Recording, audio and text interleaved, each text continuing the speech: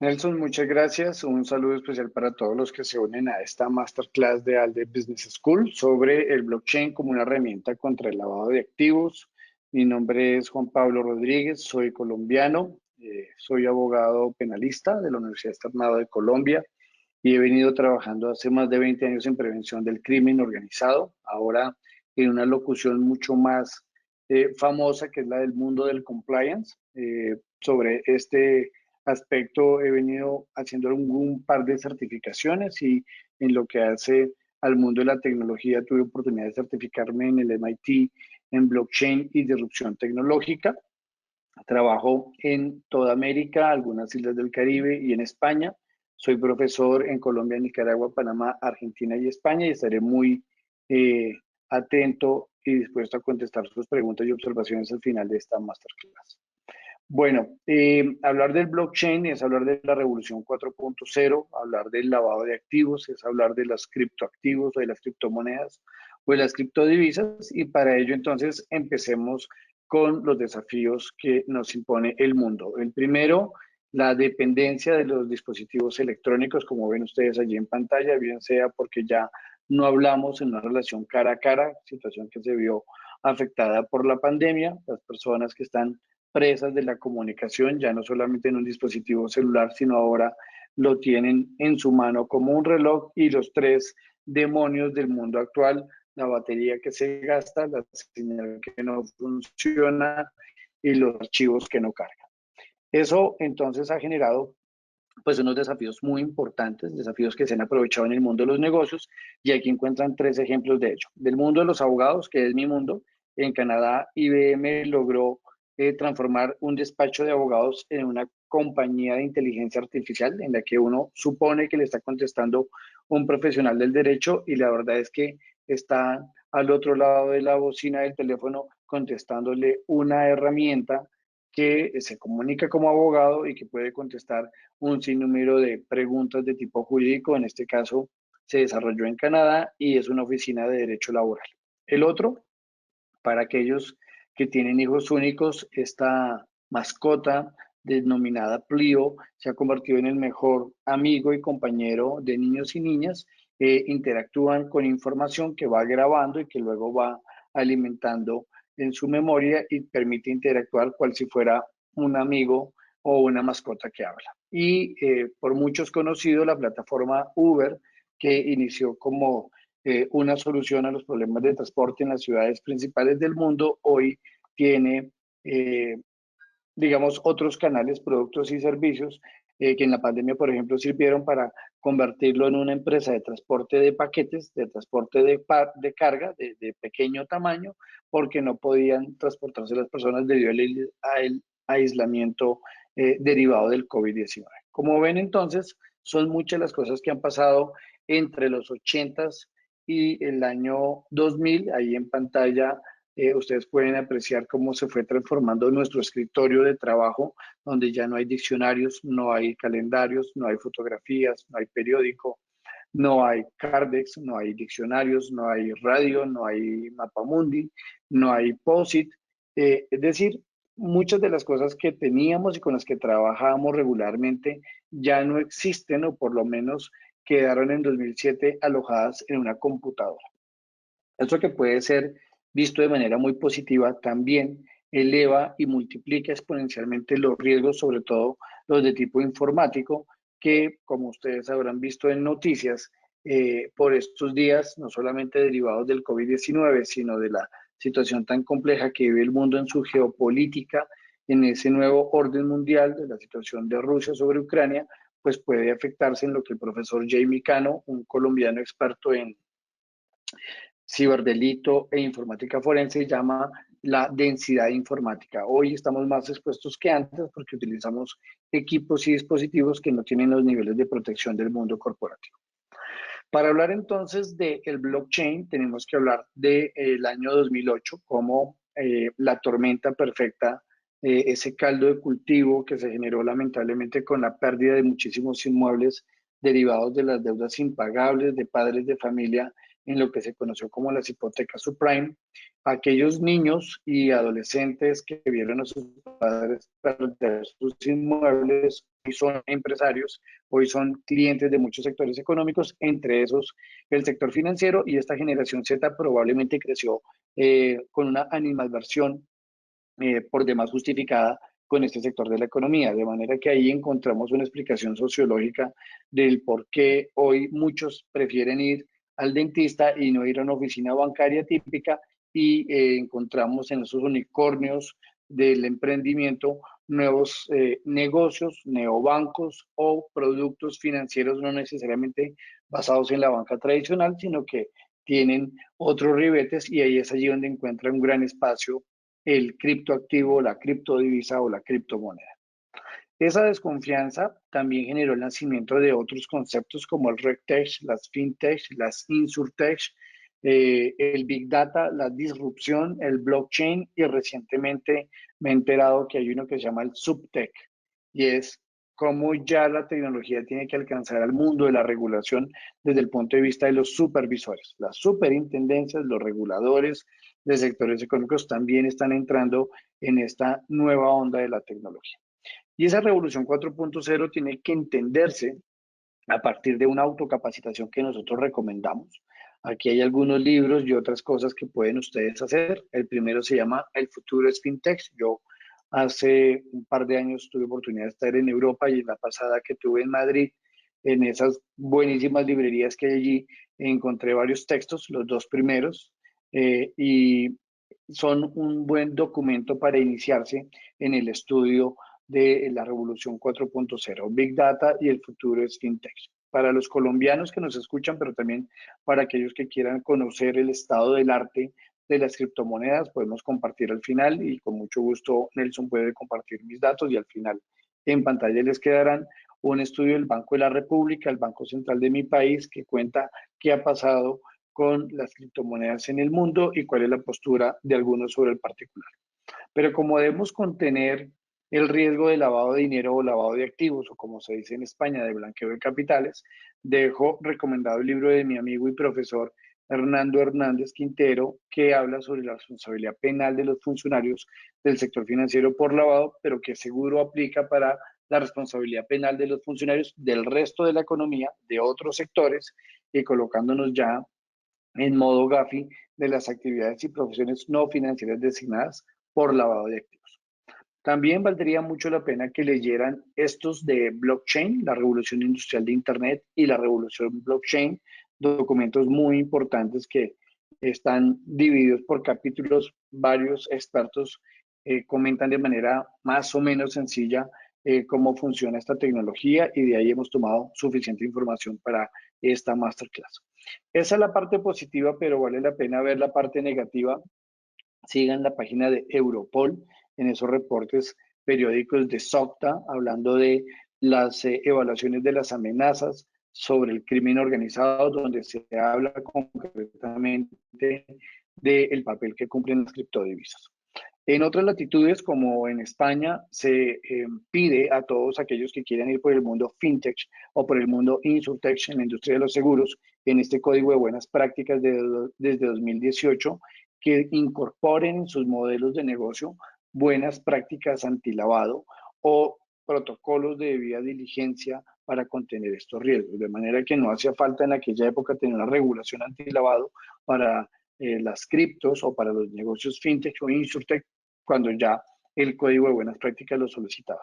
En el caso de Colombia, es el único país de la región que con una política pública denominada Consejo de Política Económica y Social, COMPES 3920-2018, se tiene una política pública de grandes datos, que es, digamos, la cuota inicial que debe abonar para empezar a trabajar en la revolución 4.0.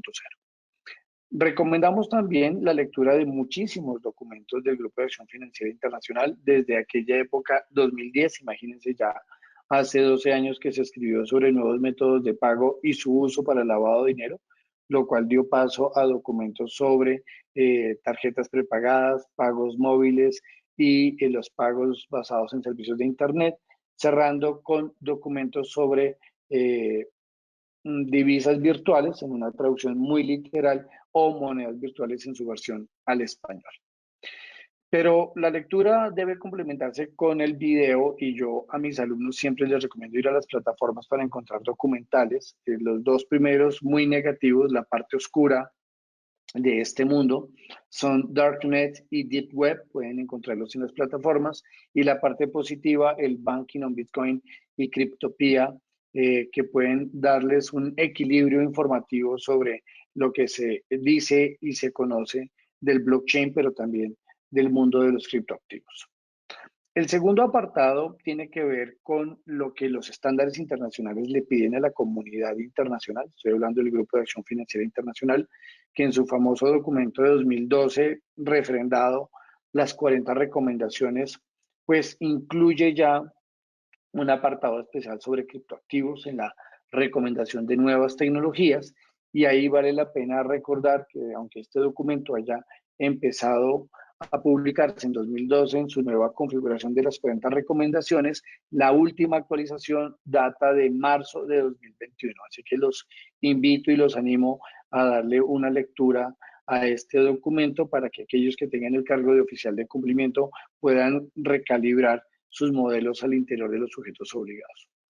Y esas 40 recomendaciones incorporan nuevos conceptos como el de moneda virtual, para decirlo en español, y el de proveedor de servicios de activos virtuales en la recomendación 15, pero no solo la recomendación, sino les invitamos a leer también las notas interpretativas de esas recomendaciones y los documentos que traen algunos ejemplos de casos reales de lavado vinculando el uso de monedas virtuales. Entonces el GAFI lo que está diciendo es que eh, cuando llegue una nueva tecnología, cuando estemos enfrentados a nuevos productos y servicios o a nuevos segmentos del mercado o a nuevas jurisdicciones o a otro tipo de clientela o contrapartes, deben llevarse a cabo análisis de riesgo y obviamente el uso de los criptos no es la excepción. Para mí, el gran descubrimiento no son los criptos, es una opinión que solo me compromete a mí. Creo que el gran descubrimiento es el blockchain y por eso hemos colocado como título de esta masterclass el blockchain como una herramienta contra el lavado de activos. Pero es importante recordar que hemos pasado por varias transiciones y una de ellas es haber pasado el paradigma del Internet de las cosas al Internet del dinero. Y eso pone unos logos sobre la pantalla, el Google, el Apple, el Facebook y el Amazon, ya no donde es importante el Grupo de Acción Financiera Internacional GAFI, sino el GAFA. Nuevos jugadores en la cancha, ninguno de esos cuatro que ustedes ven es banco, ninguno de esos cuatro que ustedes ven inició como un sujeto obligado antilavado, pero revisando mis notas de esta masterclass, actualizándola y mostrándosela a mis hijas, me dice que ahora hay que incluir a Microsoft, ¿no? Entonces ya pasamos de un GAFA a un GAFAM, pero no es menos cierto que Facebook se convirtió en metaverso. Entonces podríamos hablar de un gamma o de un gamano. Lo importante aquí es que muchos de los negocios pseudofinancieros o que pueden caber en una denominación técnica de RegTech, de InsurTech, de FinTech, de SubTech, de LegalTech, casi todo terminado en tech, arranca más en la industria de la tecnología y luego se va convirtiendo en el tiempo en un negocio de servicios financieros. Eso es complejo porque empezar de esa manera implicaría estar por fuera de la regulación típicamente bancaria, que ustedes estarán de acuerdo conmigo, es muy exigente, pide inversiones de capital muy importantes para aplicar a una autorización del organismo regulador de cada país, pero además del cumplimiento legal, que es bastante exigente. Entonces, ¿qué le corresponde al mundo hoy? Cambiar tres cosas, superar tres paradigmas. El primero es de la cultura organizacional, que ya la pandemia, si queremos verle algo positivo, nos ha ayudado, el trabajo remoto. El segundo, invertir en tecnología. Y el tercero, que es muy complejo y con mi formación de abogado cuesta entenderlo, es el de cambiar la regulación. O, si me dejan decirlo, probablemente no tener regulación y esperar que nos autorregulemos todos. Otro gran paradigma que cambia es pasar del Internet de la información a la Internet del valor, ¿sí? Y ese Internet del valor tiene ejemplos claros en otras jurisdicciones que ustedes pueden visitar, como Londres, como Zurich, como Nueva York, como San Francisco y como el Medio Oriente, lugares donde esto es muy normal, donde ir a una tienda de conveniencia a comprar comida y cualquier refresco ya no implica ni siquiera un pago en efectivo, ni siquiera un pago con dinero plástico de las famosas franquicias que ustedes conocen, sino tomar el celular y hacer una transferencia de una e-wallet a otra e-wallet pagando con criptos en la representación de la moneda local que eso tenga. ¿Dónde nació todo esto? Pues esto nace en un movimiento bastante antiguo que es el cyberpunk, donde la criptografía encontró un escenario propicio para trasladar o transmitir información sin que un tercero pudiera enterarse. Esto, digamos, toca mucho el mundo del espionaje y, claro, viéndolo desde el punto de vista negativo del traslado de información de grupos al margen de la ley. Pero por fuera de ello, lo importante es que la revolución 4.0 llegó para quedarse y que en la cancha de Latinoamérica juegan eh, países tan importantes como Brasil, México, Colombia, Argentina y Chile, recordando que México ya tiene una ley de nuevas tecnologías y recién, hablamos del año pasado, El Salvador reguló sobre la obligatoriedad del uso de los criptoactivos, situación que no es menor si tenemos en cuenta que en El Salvador la moneda de curso legal es el dólar, con lo cual se le entrega posibilidad a las autoridades de los Estados Unidos a tener injerencia en lo que pueda ocurrir en esos intercambios de criptos contra dólar en esta nación Centroamérica. Son muchos los emprendimientos y los negocios que empezaron a surgir con estas nuevas tecnologías, con desarrollos muy importantes en China, India, Reino Unido y Brasil, muchos otros en Australia, España y México, algunos, como he comentado, con un soporte legal, otros, por el contrario, sin regulación y respetando las normas existentes para ese momento, con lo cual los conceptos de RegTech o de LegalTech pues se ven desafiados. Eh, Empezamos a hablar, por ejemplo, de los smart contracts en una traducción literal de los contratos inteligentes donde hay suficiente información que dice que ni son contratos ni son inteligentes, pero son las formas de vincularnos entre partes que nos llevan a cabo una relación de cara a cara o face to face. Todos estos retos coinciden con un reporte que está publicándose anualmente. Les animo a leerlo de Chain Analysis y es el reporte de 2022 sobre el crimen relacionado con los criptos. Y digo relacionado con, para que no se malentienda, que estamos tomando una postura ni mucho menos estigmatizadora sobre este sector de la economía, pero también es verdad que en cualquier escenario económico, sin importar la moneda de cambio, existen riesgos de acercarse al crimen organizado. Y por el otro lado, en jurisdicciones como Suiza, pues se han hecho muchos avances de controlar el lavado de dinero, el lavado de activos o el blanqueo de capitales a través de herramientas basadas en tecnología blockchain, como las que ustedes ven en pantalla, como el KYC-Net o el AML KYC, entre otros. Así las cosas, entonces cerramos este apartado con una frase de un buen amigo de los Estados Unidos, el profesor Marcos Kerber de la FIU, en la Universidad Internacional de la Florida. Él dijo que en época de pandemia, el cliente o la contraparte, si queremos tener una visión mucho más amplia, no es tan bueno como lo piensa el área de negocios o cualquier otra área, puede ser el de compras o el de talento humano, ni tan malo como lo percibe compliance.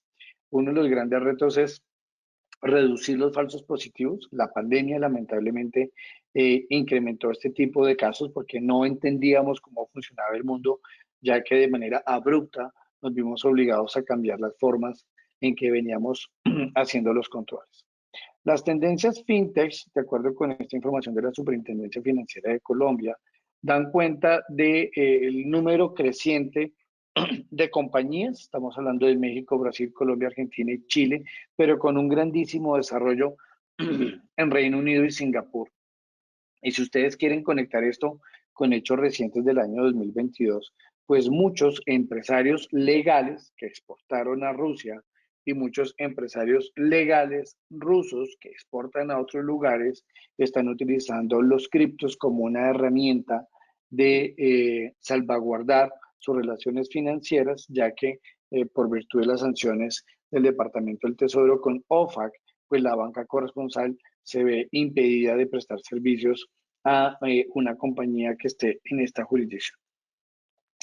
Pero vale la pena entonces hablar de los argumentos y como yo los llamo los falsos argumentos que le cuestan a la reputación de los criptos y por esa misma vía le cuestan a la reputación del blockchain.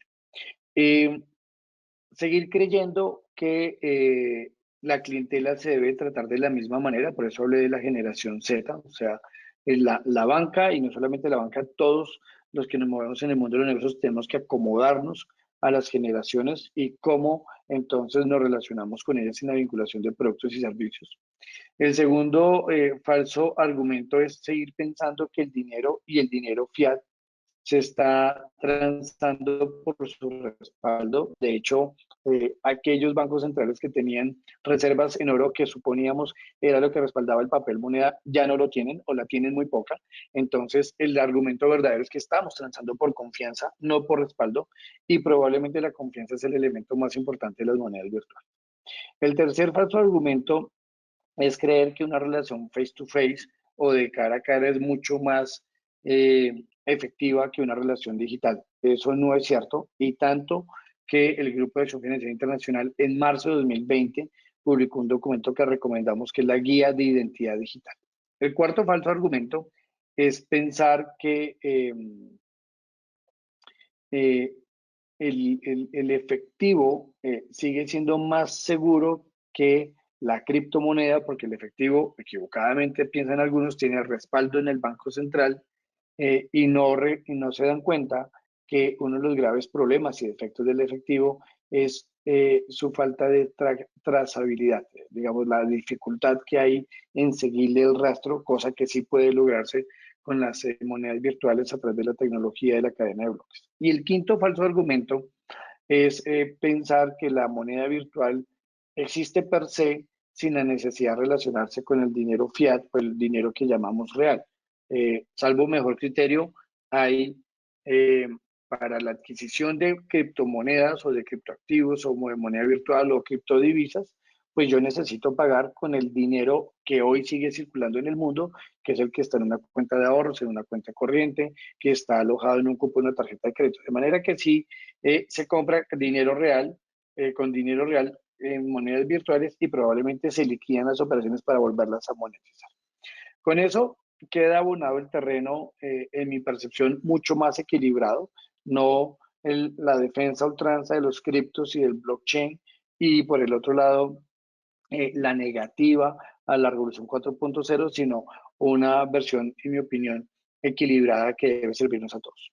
Este reporte de Socta que les recomendé habla allí abajo, si ustedes afinan su ojo, del lavado de dinero y cómo se usa para el lavado las criptodivisas, pero déjenme por favor hacer aquí una amable recomendación cuando lean estos documentos del inglés al español. Es importante que vayan a la regulación de su país o a los países donde ustedes trabajen y con los sujetos obligados con los que se relacionen a determinar cuáles son los delitos fuente del lavado para no concluir de forma genérica y equivocada que es que el fraude es un delito fuente de lavado y cualquier cosa que sea fraude con criptos termina siendo lavado. Eso no es cierto porque por ejemplo, en países como Colombia, a pesar de tener tipificados como delito el conjunto de conductas delictivas de ciberdelito, de delitos informáticos, estos no son delito fuente de lavado de activos de acuerdo con el artículo 323 del Código Penal de mi país, pero no podrían ser en otras legislaciones.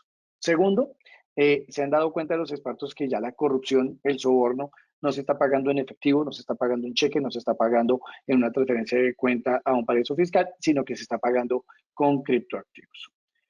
¿Cómo funciona entonces la tecnología blockchain? Bueno, pues la tecnología de cadena de bloques lo que supone es un protocolo que además es de código abierto, lo que significa que cualquiera puede acceder a él, lo que, digamos, garantiza la descentralización y por eso los puristas de los bancos centrales les preocupa mucho esto. No en vano ya la banca central está pensando en monedas de curso legal con respaldo de banca central basados en criptoactivos, cosa que es compleja, pero eso ya está ocurriendo.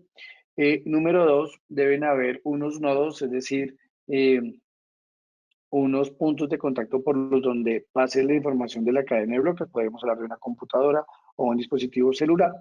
Debe haber un consenso, o sea, todos debemos estar de acuerdo en la forma como se transa, y no podemos ir al bloque siguiente si no quedó asegurado el bloque anterior, lo que en la mayor medida, digo mayor para no comprometer mi criterio, de decir que aquí nunca va a haber casos de lavado y que nunca va a haber casos de conductas delictivas, pero que en la mayor medida posible la transparencia de la información y la inmutabilidad de la información pues hacen muy complejo aprovechar la cadena de bloques para conductas delictivas.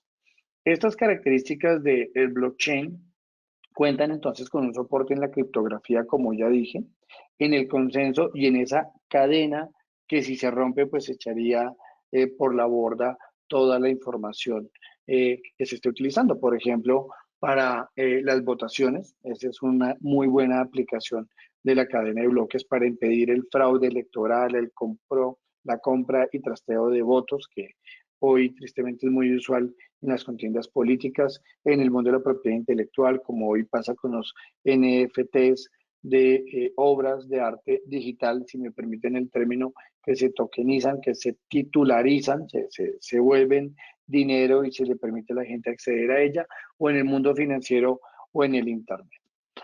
En el mundo de los seguros hubo un muy buen ejemplo, se llama B3I, la iniciativa de las 5 aseguradoras más grandes del mundo de lograr con la plataforma blockchain mejorar muchísimo sus tiempos de reclamación, generar un mayor y mejor servicio a sus clientes y quitar toda esa tramitomanía y documentación innecesaria para lograr la reclamación de una póliza de seguro, porque el siniestro pues se concretó y ese pues es la vocación de los seguros, ¿no? Eh, eh, Pagar para que en el evento en que se siniestre pues que yo pueda ir contra la póliza y cubrirme.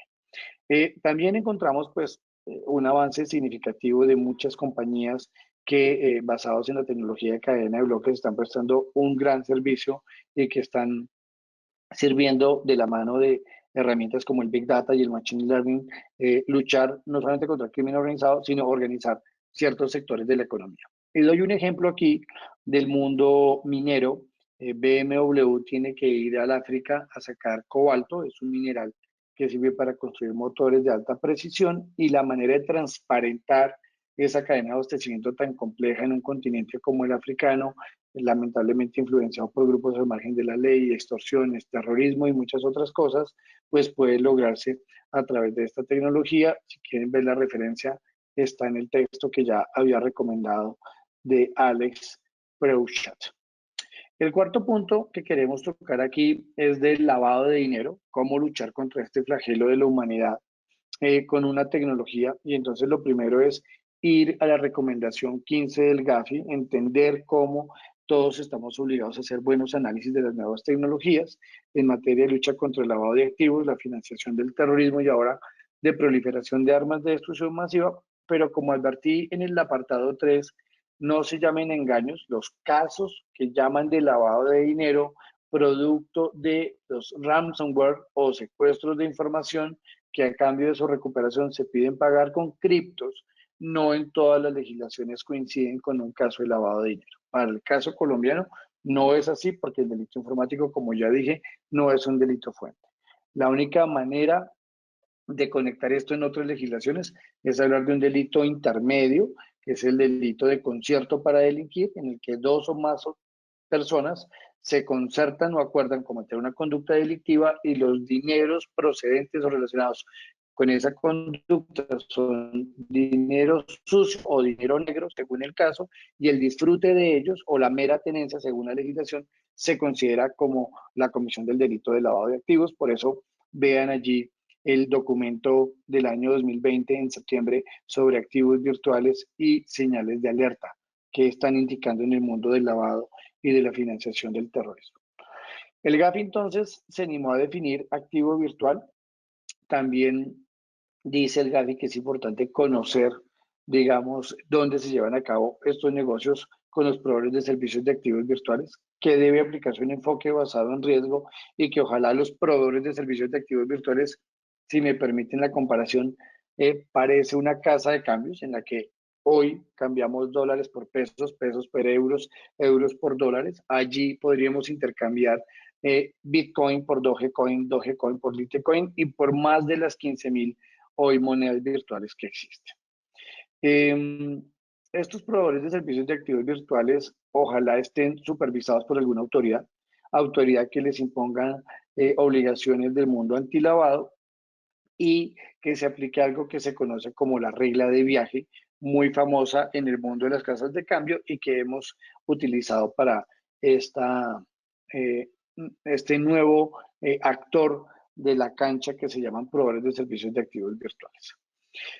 La definición entonces implica hablar de el activo virtual como una representación digital de valor y del proveedor de servicios de activos virtuales como una persona natural o jurídica o moral, como se llama en España, que no estando cubierta por otra recomendación, pues lleva a cabo una de las siguientes actividades. El intercambio entre activos virtuales y monedas fiat, el intercambio entre estos activos virtuales, transferencia de los activos de un lugar a otro, hablando de billeteras digitales, custodia o administración y la participación, y miren esto tan importante, prestación de servicios, hablando de inclusión financiera. Esos 5 deben cumplir con la Travel Rule y la regla de viaje impone entonces recaudar la información del ordenante y beneficiario de esta operación, la dirección física, ya no electrónica, sino física de ordenante y beneficiario. Por favor, no confundir esto con el concepto de beneficiario final, que es distinto. Tener un número de cuenta, si se permite la comparación, para identificar las transacciones, identificar los monederos de ida y de venida, y se espera que con el tiempo esto parezca mucho al sistema de banca corresponsal que está basado en SWIFT. Ojalá lleguemos a tener una lista global de proveedores de servicios de activos virtuales para hacer controles, saber en qué jurisdicciones operan para hacer gestión del riesgo jurisdiccional, evaluar cómo se van a ver las operaciones o transacciones P2P de persona a persona y ojalá el blockchain sea esa herramienta para resolver la transparencia de la información y la inmutabilidad y cómo lograr que la información llegue de la forma más inmediata posible para hacer controles. Piensen en un típico control de banca, que es el de la consulta de listas, como la mal llamada lista Clinton, que es el conjunto de listas que tiene el programa de sanciones de OFAC del Departamento del Tesoro de los Estados Unidos eh, como una herramienta de lucha contra el crimen organizado. El quinto tema son los casos. Y esto, ¿dónde ha venido funcionando y cómo ha cambiado el mundo de los negocios? Ripple, dicen los expertos, y los remito a las fuentes, que puede terminar reemplazando el sistema SWIFT de banca corresponsal. Ya hay casos probados en algunos pilotos, como en el Banco Santander de España, y según esta información parece que es más barato y más rápido. Para aquellos que son migrantes, sabrán que es difícil abrir una cuenta bancaria, sabrán que es difícil obtener un empleo, digamos, con papeles y toda la regularización respectiva. Entonces se procuran recursos a través de plataformas como Abra, donde la gente transfiere en forma de Bitcoin y otras monedas, recursos que pueden utilizar a través de su celular. En el África, donde hay una gran porción de la población que no está bancarizada, BitPesa se ha convertido en la solución de países como Kenia o Tanzania, donde ustedes ven allí la comparación entre lo que significaría el costo de una operación por una casa de cambios, lo que implicaría una transferencia bancaria y tan pequeño lo que está cobrando BitPesa. Muchos datos interesantes a 2016 que seguramente actualizados son mayores y no menores. El número de países, el número de agentes, clientes activos, número de transacciones, transacciones por mes y transacciones por segundo. En otras industrias como la del comercio exterior, el blockchain ha venido ayudando con plataformas como SkuChain que terminan convirtiéndose en maneras de contener el contrabando, maneras de asegurarnos que esa sea la carga que va allí, que la carga sale de un lugar y llega a otro o que transita por otro. Entonces les animo a hacer una revisión de estos casos en la página de Provenance. que tiene muchos y hay bastantes sectores de la economía que ya están disfrutando de esto. Como todo, hay una parte negativa y una parte oscura y es el delincuente que aprovecha estos nuevos espacios de la tecnología para cometer sus fechorías, no solamente lavado de dinero, sino delitos económicos que caben en el concepto de fraude. Compañías como Chain Analysis o como TrueBet o como eh, CoinFirm, pues ya están haciendo muchos esfuerzos en monitoreo de información. Este último, por ejemplo, se encarga de calificar, dar un score al comercio que acepte transar, vender o comprar productos y servicios con criptos y dependiendo del sector económico y del scoring que tenga, se acepta o no la operación. Piensen, por ejemplo, en algo tan normal como comprar y vender juegos de video, algo intermedio como los lugares de divertimiento para adultos y algo completamente negativo como la adquisición de pornografía infantil. Cosas pues que son lamentables, pero que se están llevando a cabo hoy en el mundo del ciberespacio, también la compra de narcóticos o la compra de armas y que se paguen entonces ya con criptos, sino con dinero fiat como habíamos visto. Y la última es el Diptic, una compañía que ha venido avanzando mucho, como ellos mismos se anuncian, previniendo y detectando la actividad criminal con criptodivisas. Para cerrar y ser aplicado con el tiempo de esta masterclass, llegando a las conclusiones y esperando que ustedes tengan observaciones, algunas preguntas que con mucho gusto entenderé, las conclusiones son las siguientes. Si el negocio crece, debe crecer el control, porque si no es así, el que creció fue el riesgo. Y valdría la pena que ustedes tuvieran una política clara sobre los criptos, no sobre el blockchain porque es la tecnología, pero sí sobre los criptos si los van a aceptar, si no los van a aceptar. Si, aunque usted diga que no los acepta, una contraparte suya le diga expresamente que aunque le está pagando en dólares o en euros o en pesos, eso es una monetización de una operación cripto. ¿Qué postura va a tener usted sobre eso? Si vamos a hablar de un de-risking, como ocurría, por ejemplo, en el mundo de los casinos, ahora en el mundo de los juegos de suerte y azar, si el mundo cripto es otro ejemplo de esa desriesguización de los negocios. Dijo Jim Hammerlin del Boston Consulting Group en una famosa charla TED por allá en 2016 que el cambio es difícil, claro, y la gente siempre se resiste a él naturalmente, sobre todo cuando se le impone. Entonces, debemos encontrar espacios propositivos en todos los que nos movemos en el ambiente de la inteligencia financiera. Estoy hablando de sujetos obligados, clientes, proveedores, empleados, la academia, los gremios, los reguladores, los agentes de la ley, las unidades de inteligencia financiera, los fiscales, el Ministerio Público y los jueces para entender cómo cada uno podemos aportar.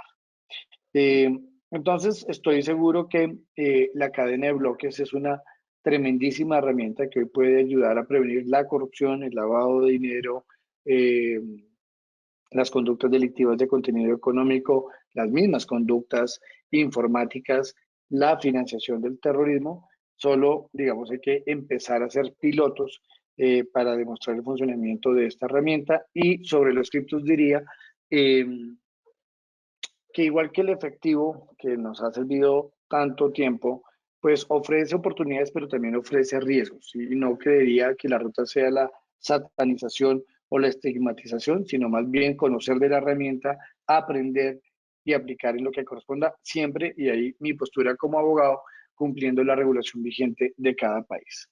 Les dejo aquí mi correo para estar muy atentos a sus preguntas, si no son a través de esta plataforma en la Masterclass, por otra ruta. Y agradezco muchísimo, Nelson, a Alde, por esta oportunidad de poder compartir este tema tan interesante con las personas que hoy nos escuchan.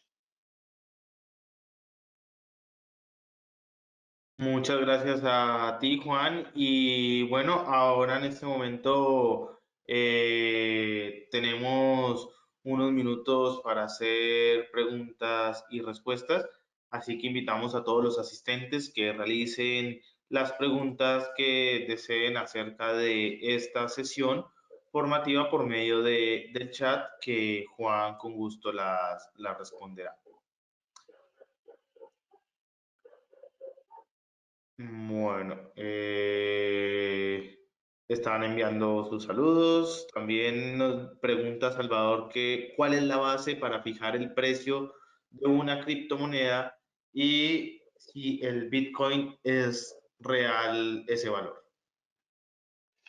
No, bueno, esa pregunta es bien interesante. Debería contestar un experto en finanzas, yo no lo soy, pero por mi trabajo en el mundo financiero puedo decir que es tan parecido a lo que ocurre en el mundo bursátil, que es lo que está pasando en el mundo cripto.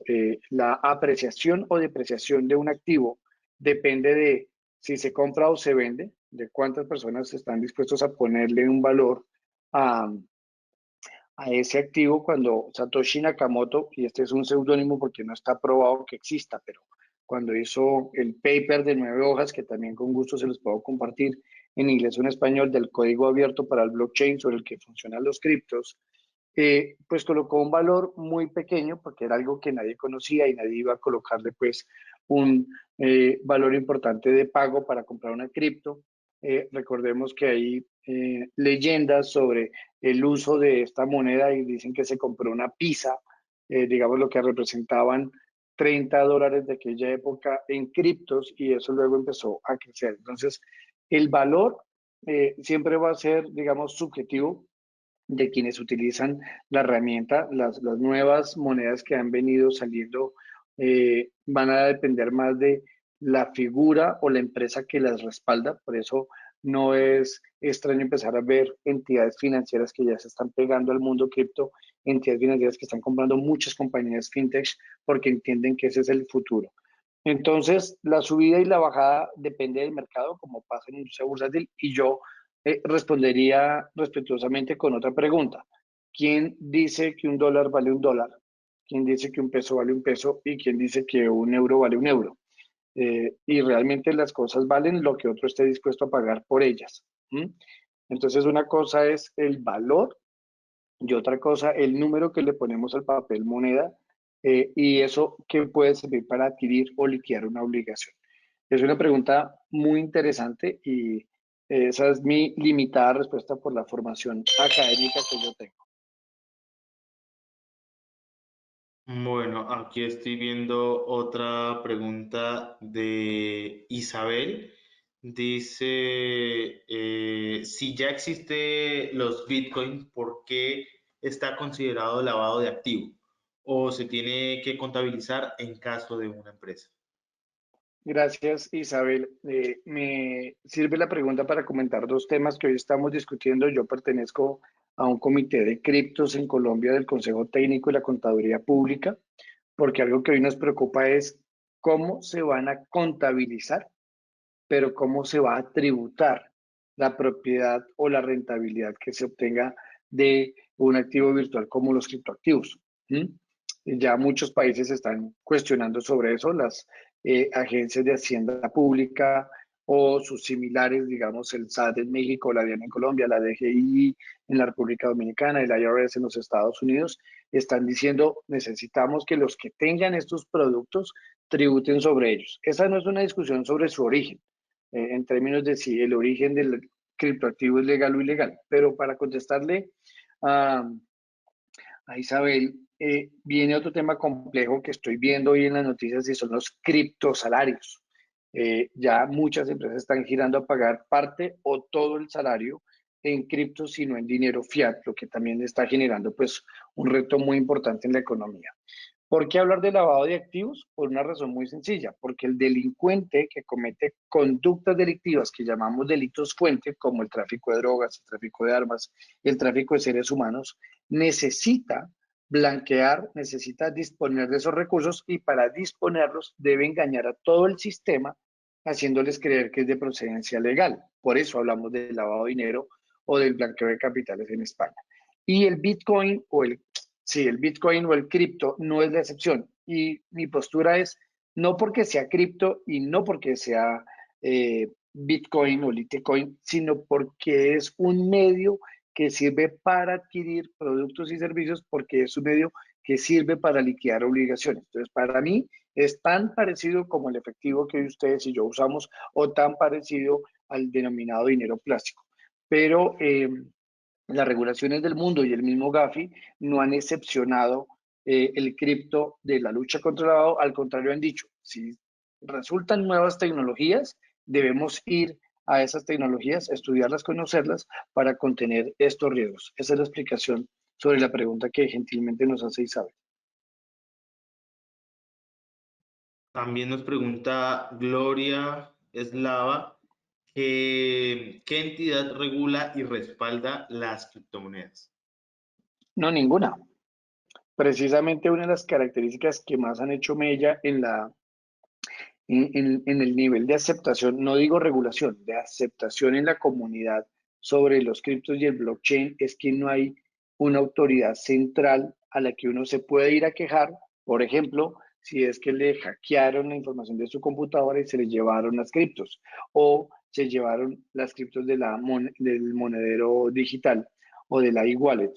Eh, Eso puede tener cosas positivas o cosas negativas. En Colombia les puedo contar que la experiencia de la Superintendencia Financiera de Colombia con algo que se llama la arenera o el sandbox regulatorio, donde en un espacio controlado se permiten hacer pilotos para ensayar este tipo de tecnologías con la regulación que hay ahora, o sea, no hemos cambiado la norma, se complementa con una postura de otro regulador colombiano, que es la Superintendencia de Sociedades, donde se permite, por ejemplo, comprar una participación accionaria con criptos, donde se permite, por ejemplo, eh, tener en Colombia proveedores de servicios de activos virtuales, pero se advierte por parte de las dos superintendencias al consumidor que si llega a ser defraudado, que si llega a ser estafado, que si le dicen que está invirtiendo en criptos cuando en la vida real no está colocando su dinero en criptos, sino que un delincuente se ha hecho a sus recursos, no va a haber manera de que el Estado le respalde,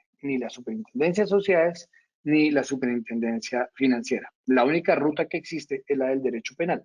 Y el derecho penal lo que persigue es castigar a los delincuentes. Entonces, si a mí me estafaron, iría a la Fiscalía General de la Nación, que es la autoridad en Colombia, pero podría ir al Ministerio Público, como se llama en México o Guatemala, hacer una denuncia penal por el delito que corresponda y buscar que a esa persona que cometió el delito le castiguen. No necesariamente encontrando una retribución económica por lo que yo perdí. Entonces no hay autoridad que regule este negocio. Nos pregunta Boris, ¿el uso de monedas virtuales dificulta la investigación de delitos? Al principio sí, al principio la vocación de las criptomonedas y por vocación era su anonimato. La gente suele confundir el anonimato con la confidencialidad. Y vale la pena la pregunta, Nelson, para explicar. Algo es confidencial cuando siendo veraz lo conocen muy pocos y se limita el acceso a la información. Por ejemplo, Juan Pablo Rodríguez Cárdenas es mi nombre, mi cupo numérico de cédula de ciudadanía en Colombia es 79724 y no les cuento los últimos tres números. Son confidenciales. Miren que no estoy yendo por la ruta del anonimato. El anonimato se da cuando alguien que no se quiere identificar, en vez de decir Juan Pablo Rodríguez Cárdenas y su cupo numérico 79 y los números que les dije, abre un correo electrónico en cualquier plataforma genérica y coloca, qué sé yo, hellokitty@gmail.com, transformers@hotmail.com. Y de los datos que le pidieron para abrir el correo, coloca información que no corresponde con la realidad. Ese fue el gran problema al inicio del mundo cripto, que pasaba por allí recursos representados en criptos y el momento de hacer las investigaciones, lo que nos quedaba era una información que no era real y a través de la informática forense y aplicar técnicas de investigación judicial, podríamos lograr coger la IP, con la IP llegar a la jurisdicción, con la jurisdicción tratar de llegar a algún lugar físico y ese lugar físico tratar de llegar a una persona de carne y hueso para responsabilizarla de algunos hechos delictivos. Con el tiempo, por ejemplo, en ese documento que les recomiendo de buenas prácticas en España, FinTech e Insurtech, lo que se hizo fue pasar del anonimato a la confidencialidad y es yo sí entrego mis datos, todos los datos, pero solamente podrán ser compartidos con una autoridad competente si tienen la facultad para acceder a ellos y si estamos en el marco de una investigación. Del resto no, que miren que funciona muy parecido a lo que pasa hoy en la industria bancaria. Jorge pregunta que cuando se trabaja con criptomonedas, ¿cuáles son las billeteras más seguras?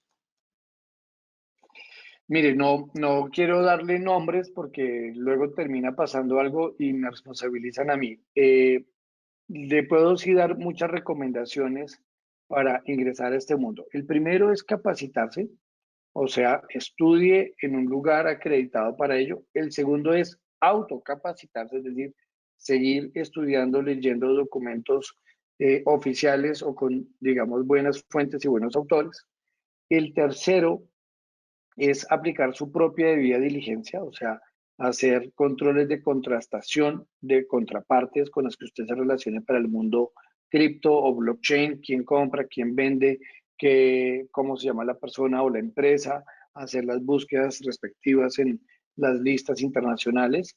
Y la seguridad no se la da, eh, Jorge, la billetera. La seguridad se la da usted mismo si resguarda, como saben los expertos en este tema, la clave privada, que es un conjunto de palabras en teoría aleatorias que son difíciles de averiguar y que por eso, dicen los expertos, el riesgo es bajísimo de que usted pueda perder sus recursos en una billetera. Hay un caso muy bueno, le recomiendo visitar en la plataforma Amazon Prime un set de documentales que se llama eh, La gigante bestia de la economía global en español y específicamente vaya a un capítulo que se llama El dinero no es real y ahí va a encontrar el caso de un inglés que perdió el disco duro de su computadora porque por error cambió dos discos duros y terminó colocando en la basura, en el botadero de la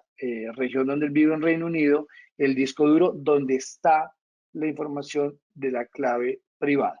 Como él no la anotó, no hay manera de recuperar esa clave. Y en el ejercicio que hacen allí, comenta el experto que se requerirían muchísimas supercomputadoras y muchísima energía para tratar de averiguar las palabras claves de la clave privada.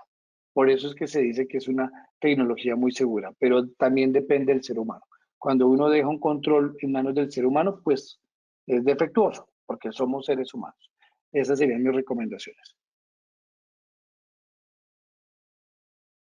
Bueno, creo que ya estaríamos a tiempo. Juan, ya si quieres puedes despedirte de los asistentes y sin más decirles a todos ellos que muchas gracias, por lo menos desde la parte de la escuela, por su asistencia. A nuestros alumnos, muchas gracias por asistir también. Y los que no lo son, pues que en el enlace que les dejé en el chat pueden acceder al formulario para solicitar la plaza y beca del máster en Compliance, Análisis Forense e Inteligencia Financiera.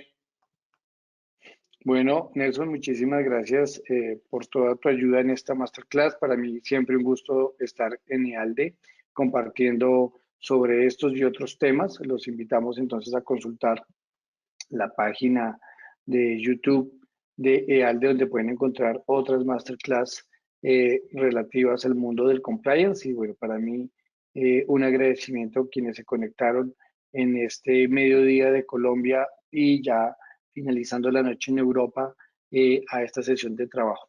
Quedo muy atento de si quieren entrar en contacto más personalizado, de acuerdo con la información que dejé allí.